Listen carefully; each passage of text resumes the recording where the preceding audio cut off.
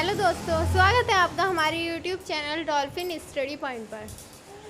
तो आइए आज हम स्केलेटन के बारे में स्टडी करेंगे, जिसमें हम स्केलेटन सिस्टम जो होता है पूरा, उसमें कुछ स्केलेटन के कुछ पार्ट्स के बारे में डिस्कस करेंगे, जिसे हम आपके सामने एक स्केलेटन के थ्रू समझाएंगे।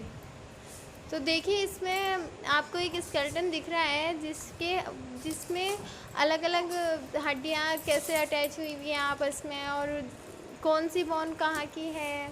तो आइए देखते हैं। ये जो ऊपर आपको हम खोपड़ी से स्टार्ट करते हैं, ये ऊपर आपको जो खोपड़ी दिखाई दे रही है, हमने आपको पहले ही बताया था कि जो पहली सीरीज़ में कुछ जो हमने स्केलेटन सिस्टम से रिलेटेड कुछ क्वेश्चंस पढ़े थे, तो उसमें हमने बताया था कि जो ब्रेन होती है, जो खोपड़ी होता है, खोपड़ी की जो अस्थियां होती हैं, या हम कह देते हैं कि खोपड़ी में जो हड्डियां होती हैं वो फ्लैट होती हैं, सपाट होती हैं।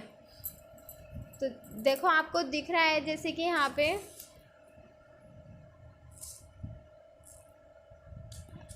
इसमें जो ये है, ये वाला पार्ट, ये ऊपर का ये वाला पार्ट बिल्कुल फ्लैट होता है। इसमें हम थोड़ा सा इसके बारे में डिस्क्राइब कर लेते हैं कि जो खोपड़ी होती है, इसमें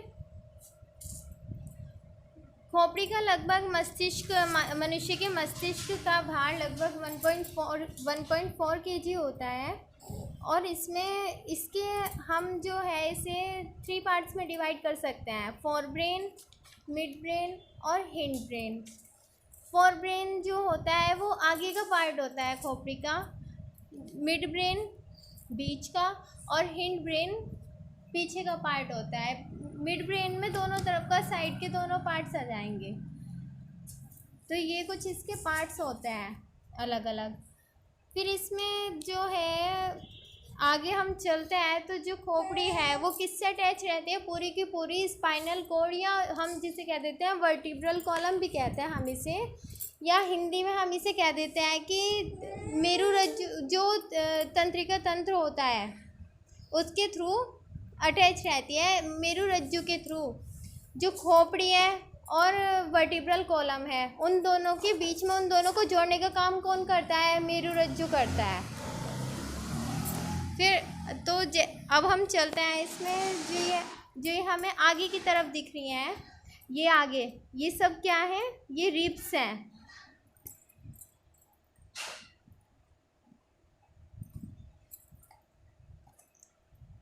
इसमें आप देखो, जो पीछे की बैकबोन है, ये पूरी बैकबोन दिखाई गई है, ये जो आपको दिख रही है यहाँ पे, ये पूरी की पूरी बैकबोन है इसकी। इसमें बैकबोन में क्या होता है कि यहाँ पे अलग, ये 5 पार्ट्स में डिवाइड रहती है। आपको दिख रहा है ना, इसमें ये पूरी की पूरी लंबी है, जिसमें अलग अलग छोटी छोटी रिब्स अटैच हैं। तो इसमें जो 5 पार्ट्स हैं, इसे हम देखते हैं, तो जो ये यहाँ पे स्टार्टिंग में है इतना पार्ट, इसमें होती हैं लगभग 8 जोड़ी रिब्स होती हैं, जिन्हें हम सर्वाइकल नर्व्स कहते हैं।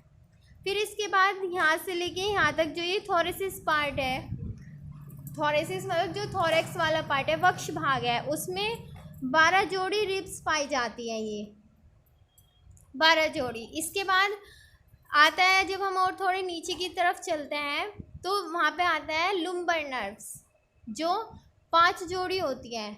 लुम्बर नर्व्स होती हैं 5 जोड़ी। इसके बाद सैक्रल नर्व्स आती हैं, जो 5 जोड़ी होती हैं वे भी।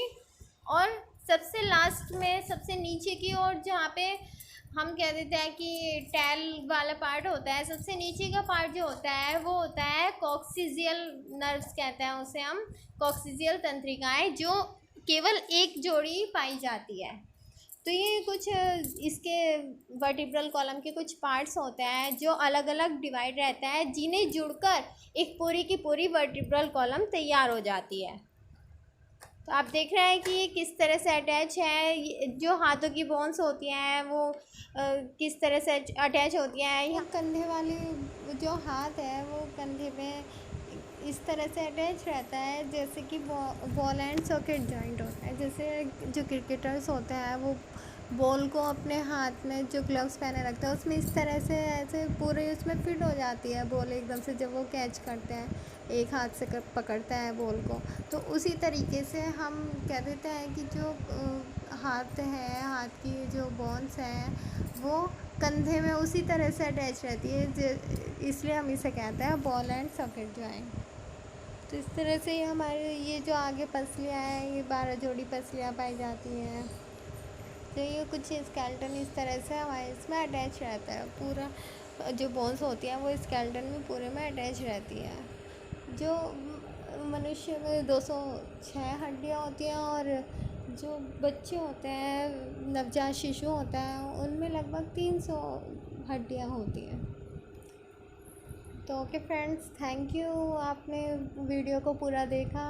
और हमारे चैनल को अगर आपने अब तक सब्सक्राइब नहीं किया है तो प्लीज़ हमारे चैनल को सब्सक्राइब करें, और अगर आपको वीडियो पसंद आए तो लाइक एंड शेयर ज़रूर करें, और हमें कमेंट कर ज़रूर बताएं कि आपको और किसी टॉपिक से रिलेटेड कुछ स्टडी पॉइंट्स चाहिए या कुछ अदर टॉपिक जिसके बारे में आपको इन्फॉर्मेशन चाहिए, तो प्लीज़ हमें बताइए। ओके फ्रेंड्स, थैंक यू, फिर मिलते हैं एक नई वीडियो के साथ।